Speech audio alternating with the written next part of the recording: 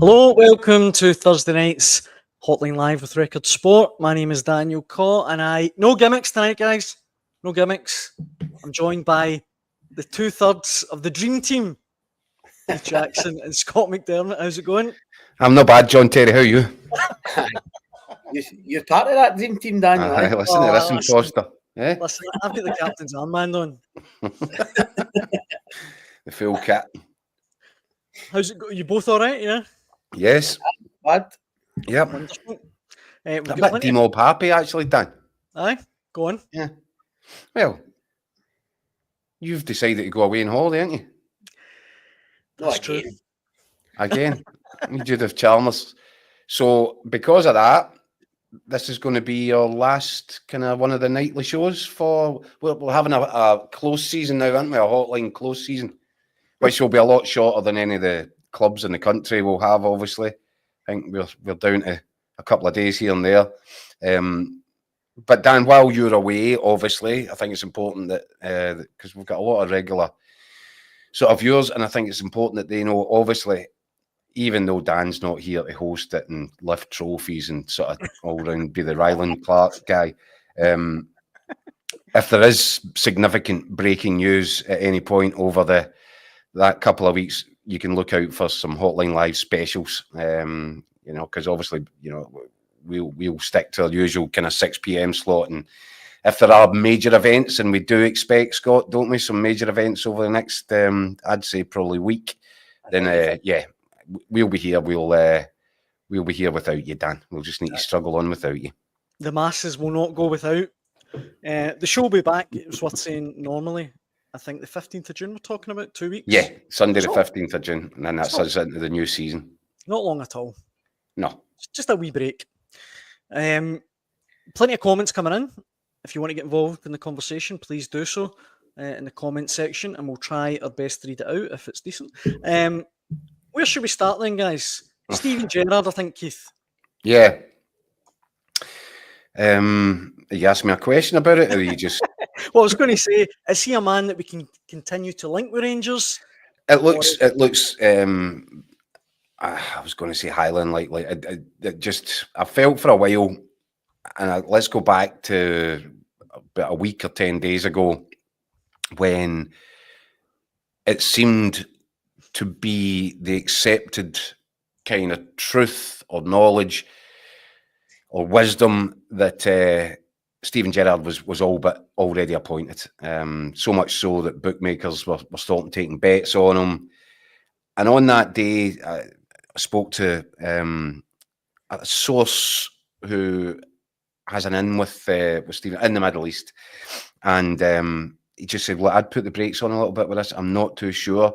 I know it's being presented over there as if it's a done deal, but I think there's a big conversation that has to be had between Steven Gerrard and his wife. I think he's asked for a bit of time. So it wasn't, and we kind of raised that flag at the time, Daniel. We said, look, you can't take this for granted. It's not over the line yet. There's a major hurdle for Steven Gerrard to get across, and it's a question of lifestyle. And the lifestyle that they've got in Bahrain, and whether or not this was the right move at the right time. Same sources today now believe that Steven Gerrard has decided that it's even though, and this is the curious bit, I'm told that he still would like to go to Rangers. He still sees this as something he would like to do at a future point. It seems to be the right move, wrong time. Now, I don't know the circumstances around that. We previously discussed it's not a tax issue, because he's clear, he's done his time in terms of he wouldn't be walking into a massive penalty from HMRC for the money that he accrued and earned during his time in Saudi Arabia. That's not the issue. I don't know if there is a financial issue, if it might be something to do with gardening leave or timing of payments that he might be still to receive. But what I'm told from the sources that were right the last time is that they've kind of decided that they're going to have another 12 months as a family in Bahrain. And I know that Steven Gerrard is going to dip his toe into more punditry as well for the time being. I think he's lined up to do the TNT's coverage of the Champions League final this weekend. But it seems even though he's not ruling out the idea of Rangers at some point, at this point, it just doesn't work for the family. And I don't think he's out of it yet. I don't think that he's said to Rangers that he doesn't want to be considered. But I believe that's the direction of travel here. So yeah, I think if you had Steven Gerrard's name down on your bingo list, you can now probably scrub it off. Mark says he's turned down Saltcoats for Bahrain. Typical wag. I mean, who can blame him? John says it's a Nat King issue. No, listen, I'll let you fill in the blanks. We've got a few other comments coming in. You want to get us pulled off air here? Well, I'll come back tomorrow with an apology. Ed says, in fairness, his wife only saw him win 1 trophy out of 9. That was an empty stadium, so I'm sure she doesn't want the torture of failure again. Stuart says he was favourite the other day, as his accountant told him of a potential tax bill if he comes back from the Middle East too soon. Well, Andrew, I've told you that's not the case. Aye. Andrew is rank rotten. Look at the instant improvement of teams he has left. And there's plenty of other comments coming in of that ilk. Mark says he wouldn't get the Cove Rangers job, never mind Rangers. So it doesn't look like there's a lot of crying about him potentially not being. Well, I'm not sure where these comments are coming from, because I think there was, I don't know, Scott, you probably have your toe in the water with this one better than me, but I thought there was quite a sizable chunk of the Rangers supporters that, discussing the possible candidates, the guys that have been mentioned, the guys that have been spoken to. I think there was a sizable chunk of that Rangers support that were probably siding towards Steven Gerrard. Yeah, I think there was a wee period, Keith, when Gerrard's name was getting kind of ramped up. Certainly going making a social media reaction, which is what we always seem to do now. There was a large chunk of the Rangers support quite fancied the idea of Gerrard coming back. Maybe it was in comparison to a couple of other names that were being mentioned at the time, but I think a big section of the support we're getting a wee bit starry-eyed about Gerrard's previous stint. Obviously winning the title, stopping 10 in a row. I think as well, just there's a lot of fans out there that wants that Gerrard type back at Ibrox. That a figurehead. Yeah, definitely. Box office sort of name, yeah. Yeah, that real kind of manager as opposed to head coach, maybe. And of course, as we've said a million times on here, he did tick a lot of boxes. If you were looking at somebody that understands the club, knows the club, the environment, the kind of landscape, Scottish football, knows what it takes to win a trophy with Rangers, win a title, and also somebody that wouldn't be phased, I don't think, about going up against Brendan Rodgers, who obviously knows well, and that will be a big task for anybody coming into the job, particularly if it's a manager that hasn't been in Scotland before, hasn't been at Rangers before. In the case of Ancelotti, never been a manager before. That's a massive challenge, going up against Rodgers in your first stint as a gaffer. So, I think, as I say, I think there was a period of time where a lot of the fans quite fancied a Gerrard return, but as the days have gone on, and we have kind of consistently said it on here that Gerrard, it certainly wasn't a done deal. Far from it. And in fact, I've thought from the beginning, just for speaking to people kind of close to him, and Jacko's mentioned it for the last few nights, that the family thing was a big factor right for the off. He's about to become a granddad as well, Scott, isn't he? Yeah, and I just think we maybe underestimate the kind of the life they've got over there, because I was surprised that the very first person I spoke to when Gerrard's name was mentioned, who's relatively close to him and knows him, they were almost kind of taken aback to say, no, I can't see that happening, just because of the lifestyle that he's got. His family are very settled. I think his kids are in school in Bahrain, which the family really, really like. It's maybe even surprised them as to how kind of happy and how settled they've been. So I'm not that shocked that he's kind of seems to be kind of going out the running, and less likely as the days go on. What you would say is you never say never with this, and this whole thing has been all over the place, Scott. I mean, I think other sources now down in England are now reporting similar, that Gerrard is out of consideration. But you just never know. Sometimes you wonder, are people playing games? Is somebody going to come in and say, look, here, if this was the issue, let's sort it? So these things are never over until they're over. But yeah, the chances now, I think, are looking pretty slim. Honestly, listen, Keith, you've got far more experience in these types of situations than me, but with It's this very one, old, you're right. I say that. But like with this one, nothing would surprise you. Honestly, I mean, at the moment, in my head, for a variety of reasons, you're thinking, Ancelotti's the favourite again, but I don't think it's cut and dried by any stretch. And honestly, in the next few days, it wouldn't even surprise me if another name emerged, someone that's maybe not been mentioned. A horse that nobody knows been running.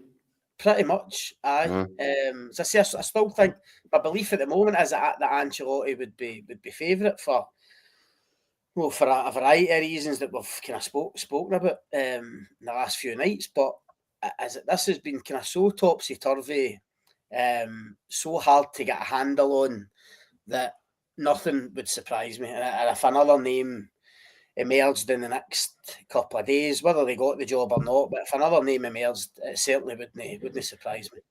Well, the thing, Scott, that is interesting, right? And you know what my view was with the early Ancelotti stuff? As a guy that's been around this game for a while, you sometimes can just sniff something that just doesn't feel quite right or smell quite right about. And it was the way it was portrayed, the way it was rushed out from the Ancelotti side. It looked very much to me as if the story had been planted. And you think, why is that? Why are they doing that? Is it leverage? Are they trying to smoke somebody else out? Are they using Rangers as a stalking horse? All these things, because if you remember, it came out, not only did it first of all come out, within 24 hours, he'd got the job. It was a 3-year deal. His backroom team was already assembled. And none of that was true. And then Rangers, if you recall, Scott, I think through yourself, you got a briefing that, listen, guys, we don't even have a preferred candidate at this point. Never mind, have a manager and a preferred choice and a contract offer. So I found that curious. And over the last, 24 hours, less than 24 hours, all of a sudden another couple of clubs are said to be shown an interest in David Ancelotti. Deportivo La Coruña. Deportivo La Coruña and Pisa in Italy, who have just won promotion back to the Serie A. I think Pippo Inzaghi was the manager. Pippo Inzaghi looks set to move on himself this summer, and all of a sudden the name Ancelotti is being discussed in Italy and in various places as a potential guy for that job. So it's interesting. And obviously, Scott, again, the PR side, your wee mate Guillaume yesterday coming out with that, saying Rangers better hurry up and give him this job because you don't know what else might come up. That was interesting. So I'm fascinated. I do think there's, and understandably because of the name Ancelotti and the size of Don Carlo's achievements in the game, there will be a bit of a PR machine around the family. I've just seen at various points various signals and signs that I wonder if people are using things to their advantage in terms of wanting to get information out into the public, that probably information that Rangers wouldn't have wished to have been out in the public, and that creates an interesting sort of sideshow all in itself for us as journalists. I don't disagree with that, Jacko, but just to counter that, and this is just in my own head, I'm trying to think of why. See if it's going to be Russell Martin or even a couple of the kind of English-based guys that were mentioned at the very start, like going back to Gary O'Neill and Sean Dyche and people like that. If it was going to be somebody like that, I don't understand why it wouldn't be done by now. No. Do you know what I mean? It's like, to me, Ancelotti's the only one that could have caused this delay Because they were waiting for him to finish his duties at Real Madrid. And there's complications with Real Madrid. His dad finishing, going to Brazil. Does he go for 2 games? No, even within himself, Ancelotti was probably still weighing up, whether he was ready to go and be the number one on his own. So that would cause the delay. If it's one of these other guys, I mean, listen, if it ends up Russell Martin, and it could well be, why is it taking so long? I mean, this guy's been out of work for 6 months, or more. And Rangers get rid of Clement, as you said the other night. And when was it? February. Aye. So that's what makes me lean towards Ancelotti. I mean, look, the word from the club tonight is that it won't be done this week. Nothing will be announced this week on the manager. So that then kicks it into next week. And I think it also ties in for the people I've spoken to. If it's going to be Ancelotti, I think Ancelotti's still on a kind of family holiday or family break at the moment after the La Liga season finishing, and he's basically on holiday until the end of the week. And I think even he expects something to happen next week. That might not be him getting the Rangers job. He might be going somewhere else. He might end up in Brazil. Who knows? But I think it's going to be the start of next week when things really start to ramp up. I don't think if you're a supporter, I wouldn't expect anything to happen before this weekend. That's certainly the word coming out for the club tonight. See, before we move on from Rangers, see, just to go back, Keith, to the Deportivo stuff. Bluebell says Deportivo Skint, an Italian team coming up from Serie B in Pisa. Come on. I might be living in the past a little bit, right? But surely, if Rangers are in for you up against Deportivo and Pisa, surely to goodness you go to Rangers still. It depends what your ambition looks like, Daniel, doesn't it? Listen, it depends what your character's like. It depends if you want to be closer to home, if you think you feel more at home in your own country or in Southern Europe, operating in places that you're familiar with, leagues that you're familiar with. Do you want to take on a behemoth like Rangers, where you're going to be under such intensity, and this is your first crack at being, stepping out on your own? Do you want to take that stride, take it on with the full force of the kind of public glare and all the pressure that comes with it, and the rivalry and the knowledge, by the way, that if you finish second in a 2-horse race, that's you'll probably do well to see out a full season in your first season as manager? Or do you take a more steady kind of career path and think, well, do you know what? I know if I go into this one, I know exactly all the changes that I need to make, and I know the environment, I know what I'm working with, and I can turn this into a success, and I don't have to operate in that environment where anything less than a win every week is acceptable. It's not the same pressure, and it might give him time to grow into his own skin. I'm devil's advocate, right? Because I think you're right in terms of the club and the stature and where you would want to be as a coach. Aye. I think the Rangers job is the job, above these. But it just depends what's in his head and what his advisors are saying, what his dad's telling him to do. There's a whole lot that would need to. I don't think it's just as simple as that's the big club and they're playing in Europe and therefore that's the one. That's fair. I think you're right, Keith. But I think, see, although Ancelotti's never been a manager before and he's not been at a club before, I think he'll be very choosy about where he goes. I think with the Ancelotti name, the experience that he's got, I think this guy will only get into a job where he's convinced that the project, and I hate using that word, but the project is right for him. And listen, we don't know what vision has been sold to him by Rangers in terms of what this takeover is going to look like, what the next 3-4 years is going to look like. Is it, we discussed it the other night, is it a long-term thing where they realise there's so much has to be revamped at Rangers that it is going to take 2 or 3 years? No, he'll want to know, right, well, if that's the case, I need time to implement everything, implement my ideas.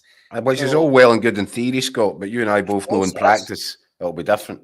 100%. And that's what I mean. If Rangers say to him, no, we need to hit the ground running next season. No, we need a title. We need Champions League football. And if it doesn't happen, no, we'll need to kind of reassess things. I don't know if that would appeal to somebody like Ancelotti getting into his first getting into his first job. I think it'll need to be, as I say, although he's inexperienced as a manager, I think he'll get enough clout just because of who he is, because of where he's been, that he'll be able to. I don't think he'll just jump at the first club that comes calling. Aye, I think that's fair. I take on board everything you both said. And just before we move on from Rangers, we've got Mark here who is saying, if I can find the comment, we get so many comments in these days, guys, that I keep losing them. He says, please be Gattuso, just for the banter. Now, if that happened, I believe Celtic are obliged to just sack Brendan Rodgers and hire Roy Keane immediately. just for the Joe Jordan. Joe Jordan was assistant. That's a great shout, aye. That would be good. I guess time will tell. But anyway, my takeaway from everything that we've just discussed there was Scott's briefing from Rangers this afternoon, which does make me very much believe you will have to look out for some Hotline Live specials next week. That seems to be the takeaway from that, Scott. Huh? I would think so. I think you're looking at the takeover is now within days of being completed and announced. And, if the new manager, it ties in, I guess, maybe they wanted to present all in one nice, tidy package. But yeah. I would guess next week might be a busy. There might be a busy few days of big appointments, big moves, big decisions. It probably ties in as well, Keith, with Kevin Thelwell coming in. Because I think his official start date is the 1st of June. That's right. So you're right. I mean, everything might just come together next week. As you say, it could be a busy week. New sporting director, American takeover, and a new manager. Good time to take a holiday, Daniel. Listen, we need a break, guys. Award-winning show. You're right, we need a break. It's been very long. Shall we talk about Celtic? Because I particularly wanted to touch on, I don't know if you guys saw and anyone watching at home, Gordon Strachan's comments today that I thought were a bit peculiar. He seemed to suggest that Kasper Schmeichel has a decision this summer to make about whether or not he quits Celtic. And I think he was implying football as well after his howler in the Scottish Cup final. He's already signed the new deal, Keith. I just thought it was really weird. Listen, you've because my attention has been elsewhere. Did Gordon Strachan actually say he might have to think about quitting because of that mistake? In so many words, that doesn't sound like something that Gordon Strachan would say, Daniel. But I'm happy to take your word if that's the case. Not directly, but he was asked about his howler in the Scottish Cup final, and he said, I think he's got a decision to make this summer. Well, I don't know if maybe he's referring because that was a pretty bad injury that he got playing for Denmark. And I think Joe Hart did say himself, when you get to a certain age as a goalkeeper and you're throwing yourself around every day in training, there's a lot of impact on your upper body, and there's a lot of wear and tear. And as you get older, it's like it comes to us all. It's sometimes not just as easy as it used to be to get out of bed in the morning. But nothing that I've seen, apart from, that was a really bad mistake in the Scottish Cup final. I was tempted to say there he was due one, but, you just don't expect that from Kasper Schmeichel. It was a sore one.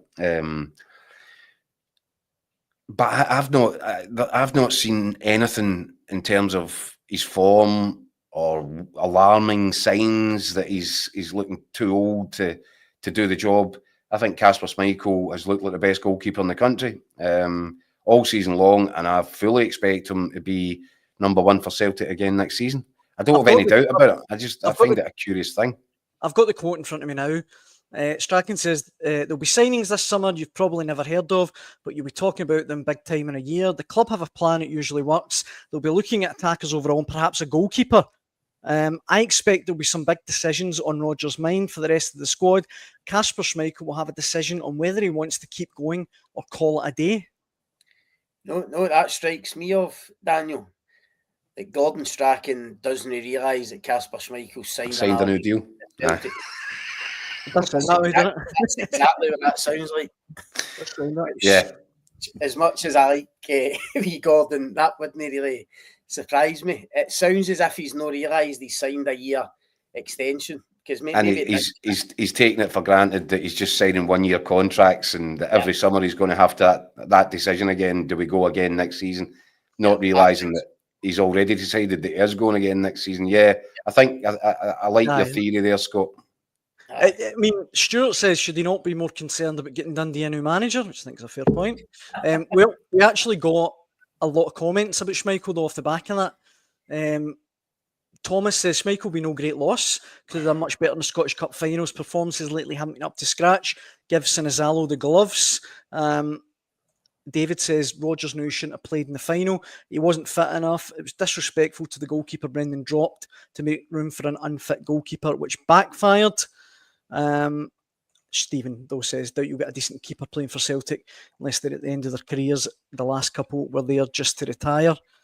So, I mean, I agree with you, Keith. I think he's been the best goalkeeper in Scotland this year. Yeah, he has, and that's a silly thing that the last two have been there just to retire. Joe Hart was a brilliant Celtic goalkeeper. Yes, there was problems every time the ball came to his feet, and there was kind of heart attack moments. I think Schmeichel's an improvement purely because of that distribution from his feet. I think they're both leaders. Sometimes, and you can say it's a retirement home. It's not a retirement home. These guys are winners who have spent their career at the top level. They enjoy winning stuff. And look at the way Joe Hart went out. What a perfect way to end a really incredible career that was for Joe Hart. Fell in love with the place. He loved it. He loved winning trophies. It's sort of it got the flame back in his belly, didn't it? At that point in his career where it could have gone either way. And Schmeichel's come up and he's done the same thing. Sinizalo does look like a Celtic keeper of the future. But I do think, in terms of timing, I think Schmeichel will remain as number one next season. And maybe, another season on after that, Sinizalo might be ready at that point. And if he's not ready, then Celtic will go and get somebody that is. Sinizalo come into the team and he's looked fine. But I don't think he's at the level that Kasper Schmeichel is capable of performing at. And that was an absolute brain freeze in the Scottish Cup final. I totally accept that. But it was so unlike Kasper Schmeichel. I mean, Kasper Schmeichel at times this season has been immense, especially thinking about games in Europe when he's made some incredible saves. Atalanta, he was outstanding. Yeah, outstanding, yeah. I've quite liked to look at Sinizalo, Daniel. It's a very small sample size, because even some of the games that he played, it's few games that he played, and even some of them he didn't have a lot to do. But I mean, I think the game it was the Old Firm game at Ibrox, the one each game, where I thought he looked decent. I think he looks very adept with the ball at his feet. So I do think, I agree with Jack. I mean, I think Schmeichel's certainly got another year as Celtic's number one, but it might just be a wee bit closer next year between him and Sinizalo. Mm-hmm. There might be more of a challenge there. And if Schmeichel were to make some big mistakes like the one at Hampden, then maybe he'll be under a wee bit more pressure. It's a bit like Jack Butland at Rangers this season. I mean, you'd have thought Jack Butland was untouchable a year ago, but it got to the point where he was making so many mistakes that Barry Ferguson was left with no choice other than to put Liam Kelly in for a massive game against Athletic Bilbao, if you remember right. So, I think it's a bit harsh to say Schmeichel, he's maybe finished, or it's time for him to go. I think Brendan Rodgers has given him that extra year because he's got no doubt he's ready to go and be a top class keeper for at least another season. But I do think there's a wee bit of pressure on him now, especially because of the mistake in the cup final. I do think Sinizalo will be kind of breathing down his neck a bit more when the new campaign starts. And Craig says, obviously, good luck to Scott Bain, who's now left Celtic. And Ross Doohan, obviously, is coming in previously of Celtic, but from Aberdeen. He'll, I assume, be the third choice at Celtic. That is off the back, Keith, of the fact that Aberdeen have released, I think it's 12 players today. There's been a few.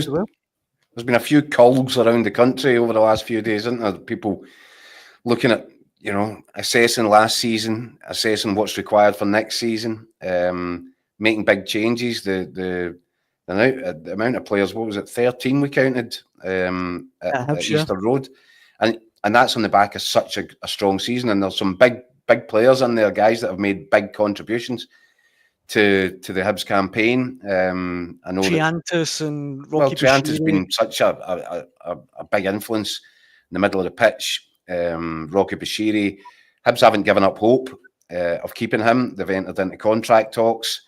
There's another one that they've entered into contract talks with. Junior Hoylett, exactly. And I know he's at the wrong end of his career, but I think if you can get an agreement in place with him, he's worth keeping around. Mm-hmm. But it's a big number, and there's been quite a lot of big numbers in terms of players being released up and down the country, which points to a really busy summer again, doesn't it? So no doubt you'll probably want to take that off as well, Daniel. I was surprised. I don't know what you guys think. I was surprised to see Jack McKenzie leave Aberdeen. That just seems like a weird one. I thought every time I see him, he's played really well. I don't know if he's got another move lined up, but he got called up to the Scotland squad a while ago, didn't he? He's going to Plymouth Argyle. Oh, is he? Yeah, he's going to Plymouth, and it's probably been the cards for a while. I mean, that's why Graham Shinney's basically been playing at left back towards the end of the season. I think because the club knew Jack McKenzie wasn't going to be there next season. He spent a lot of his time on the bench. I know he came off the bench at Hampden for the cup final, but I like Jack McKenzie. I mean, I actually said, I'm going back now 6 months now, probably the kind of start of the season, that knowing that his contract was coming to an end, I thought Rangers could have done worse than Jack McKenzie if they were looking to sign a left back. I think he's solid defensively. He's decent going forward. He's reliable. He's normally always available. To pick somebody like that up on a free, if you were losing like a Yilmaz, for instance, then I don't think it'd have been a bad move. Obviously, he's been out of the team for a while, and he's had this move to Plymouth in the pipeline. He obviously fancies going down south for something a bit different. But just going back to Hibs, Keith touched on it, but Triantis is a big one for Hibs. He was brilliant last season, eh? Absolutely brilliant. On the shortlist for Scottish Football Writers Player of the Year, which is no mean feat. The guys he was on there with. So it's vital that they somehow try and get a deal with Sunderland to get him back.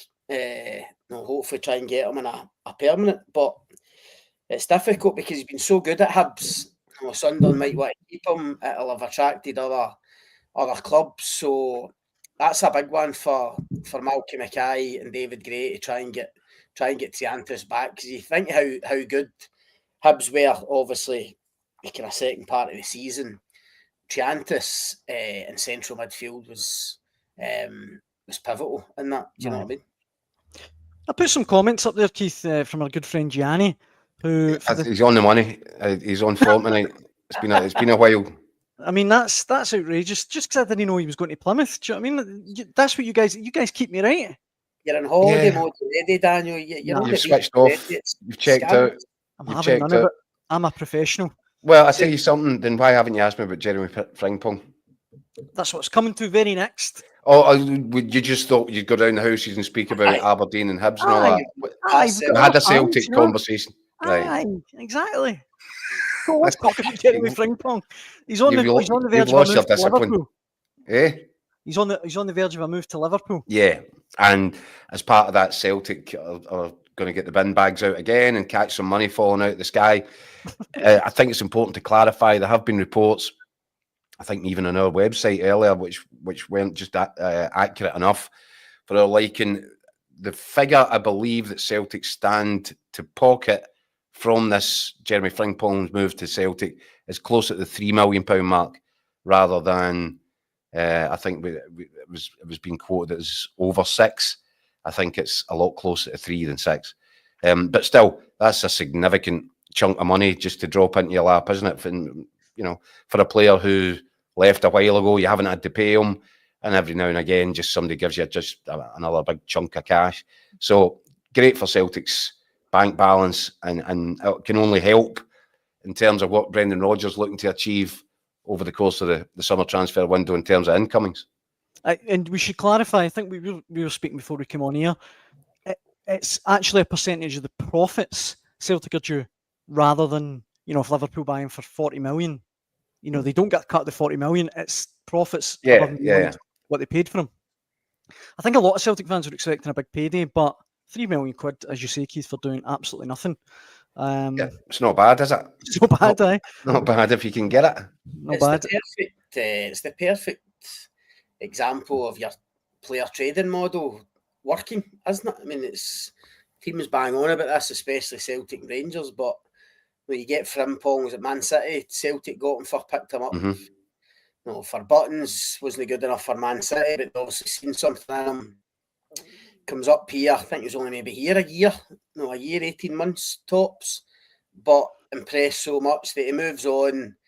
Celtic are obviously wise enough to include the sell on, the percentage, and then as Jacko says, they pick up 3 million a couple of years later for doing nothing, because he's obviously excelled in Germany at Leverkusen, winning a title, and he gets a brilliant move to Liverpool off the back of it. I mean, it's just, that's the way to do it. If you can get one of them a season, or you can get a couple every few seasons, then it certainly helps the bank balance. I get excited about it, Scott, because I look at Daniel and I think there is this wee guy. We've picked him up for nothing. He's had a big season, a big first year at this level. Yeah. There could be a move. There could be a move in there for him. There could be a move, and think about the sell-on clause, Scott. £5.50 each would get. Listen, I'd just like to clarify for interested parties, I'm going nowhere. The Hotline Live next season is going to get to new levels. This is the only Hotline Live you wanted to play for. Exactly. I've been a Hotline Live fan my whole life.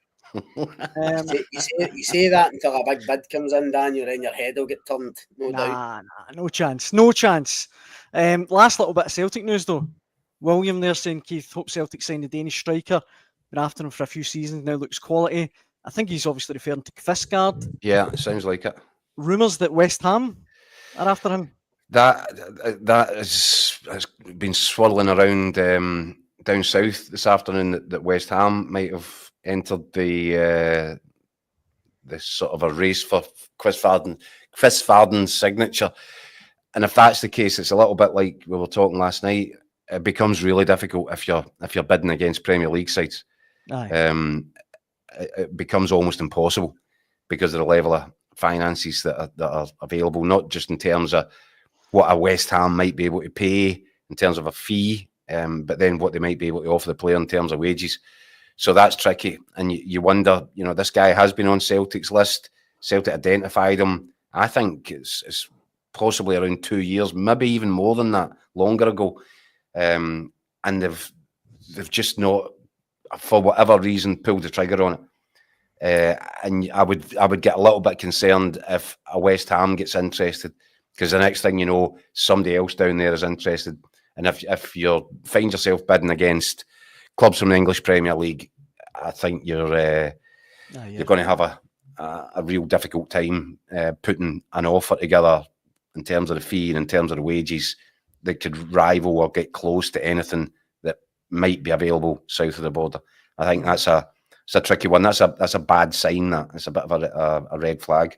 Mm-hmm. Also, Daniel, that's the first I'd heard of West Ham, but it would make sense given Graham Potter's previous experience in Swedish football. I mean, he'll know that league inside out. Him and our own Billy Reid obviously is doing at West Ham now as well. I mean, they had so much success in Sweden before coming back to the UK. Potter will know that market and that league inside out.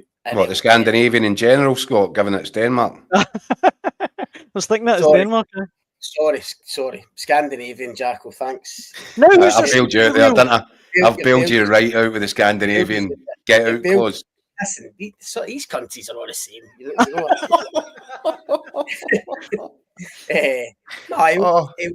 know the Scandinavian market. And we've just insulted all of Scandinavia now as well. We're going out with a blast, guys. It's a last show anyway. That's a perfect example of why we need a break. Exactly, Scott. This, if you remember back at the start of when we launched Hotline Live, we were at the Euros. I remember I think it might have been the first show from the Euros, and we were standing there in Germany, and I think one of your lines was you were fully expecting the Germans to bomb over the course of the tournament. So you've started strongly, you've ended strongly, wee man. That was the start of this show's success. That was a cracker. That was good. Get the deals done. Yeah. Oh man, it's been a long season. It's been a long season, but it's been a good one, and I won't have it ruined by some of these comments coming in. Mo says Daniel's going to talk sport this summer. Darren says he saw me at the Suns building the other day. It's absolutely outrageous. It's a scurrilous rumour. I'm going nowhere. There you go. It's on film. Just before we finish, just so we make it clear, we welcome all offers, Dan. All right, excellent. We're open to offers. Aye, good. Aye, that's fine. The Champions League final is this weekend.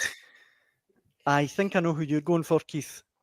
Yeah, I've put my cards on the table quite some time ago. In fact, as soon as I saw PSG do what they did to Liverpool over the two legs, I thought they're the best side in the continent. They're the best side in this competition. I fully expect them to prove it in the final against an Inter side which seems to have chosen a bad moment to run out a bit of steam. They've lost the league title in Italy. They've had a good season. They're more than decent, but I think the energy, the momentum is all behind PSG, and they've played some of the best football that I've seen all season in any competition in any country. And just to clarify, that comment that Dan's put up there, that's also a scurrilous rumour. There's no foundation in that. It's interesting. It's in Munich, the Champions League final. Does he mean watching it? Let's not entertain that, Keith. I shouldn't have even put that up. Well, we talked about this previously. No, I didn't. Everyone in the comment section did. No, remember you said that was what your preview was. You've got some dodgy stick or something. Thanks for watching. Yeah, the Champions League final, Scott. It's in Munich. I don't want to know about Daniel and a dodgy stick. I'm not. It's getting out of hand. I fear we're losing the audience. Losing the plot. Aye. It's in Munich, the Champions League final, right? They've hosted it 3 times previously, right? And on every occasion, the winning team has won their first Champions League trophy. Paris, obviously, at the weekend, have a chance to do it. How do you see it going, Scott? I agree with Keith. I need to go for PSG. I think it'll be a fascinating game, kind of different styles, but no, as Jacko says, Inter losing the only thing to say, look, they've obviously lost Serie A. I don't know what they're like, mentally after last weekend. But I think that last game against Como, am I right in saying he actually rested players ahead of the Champions League final? I think it was a kind of not a second team, but I think key players were left out. So they're obviously they'll be ready for it. Inter, they've obviously felt as if the title was going to be beyond them the last day, almost kind of put their eggs in the Champions League basket. But I just think PSG will be too good going forward with Dembele, and I'm not going to try and pronounce the Georgian winger that they got for Napoli, but he's brilliant. Aye, and the fullbacks obviously have been outstanding the whole tournament. So I'd like to see. I think it's PSG's time, and I think they'll win it. Right. And by the way, they'll deserve it, Scott, if they do, because this is the best version of PSG. We've seen them come in many shapes and forms, and there's been superstars all over the place. This is the best version of PSG I've seen by a million miles. And I speak as a guy that I could watch Lionel Messi play football all day long. I love the guy. But this team plays football, another level of football from the sort of the team that they were previous, and their various reincarnations over a period of time. This is just different, and I've got my fingers crossed for them.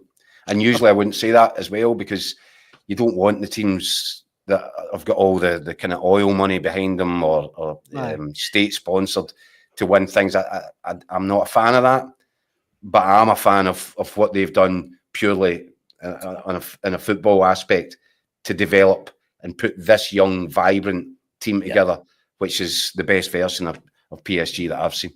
You're right. I mean, it's as if they just they decided at some point just to go down a different route, and it's worked for them because, you do remember that team a few years ago, but was it Messi, Mbappe, Neymar all up front? I mean, it did feel all brilliant players, obviously, but it did feel a wee bit kind of circus-like. Do you know what I mean? That Harlem Globetrotters, yeah. Aye. And now you look at the attackers I've got mentioned: Dembele, Kvaratskhelia, Doué, Barcola, who's brilliant as well. But there's more of a humility about them. Do you know what I mean? And I think that's what's got them this far. And I agree with Keith. I do hope they do it. And who's my favourite of the lot is the midfielder, the Portuguese boy. Vitinha. Vitinha. Yeah, is it? Vitinha. Yeah. He's been linked with Real Madrid today, actually. Yeah, listen, I could watch that boy all day as well. I love he's always got an arrogance when he's on the ball. Great passer, spots it. They're a joy to watch. So fingers crossed for them. Our friend of the show, Kyle Gunn, points out that Keith predicted 6-0 to Celtic last week. Correct. And Dennis, thanks, Kyle. Dennis says, forget Babe Station. I didn't actually, Kyle. Kyle, you're wrong, Kyle. I said 5. Oh, okay. Dennis says, forget Babe Station. I saw Keith on the Muppet Show, which I think is a tremendous way to finish tonight's Hotline Live. Good night from Stadler and Waldorf. That's who you two are, actually. That's a belter. I wish I'd come up with that. Thank you very much for all the comments that have come in. We absolutely appreciate it. It's been brilliant. Not just for tonight, but for the whole season as well. As Keith said at the top of the show, we'll be back on Sunday, June the 15th to do it all again next season. Of course, there will be, we anticipate, a couple of Hotline specials to cover any big breaking news.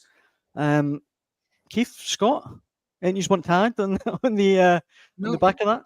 Have a nice holiday, Ryland. Enjoy yourself. Nice. You take it easy, Daniel. We'll keep grafting away here. Have you got the Speedos packed and all that? Oh, the Speedos are well and truly packed. Good. Don't that was lovely. Excellent. Right, well, on that note. And that bombshell. Thanks very much for watching at home, and we'll see you soon. Cheers. Cheers, everyone. Cheers, mate.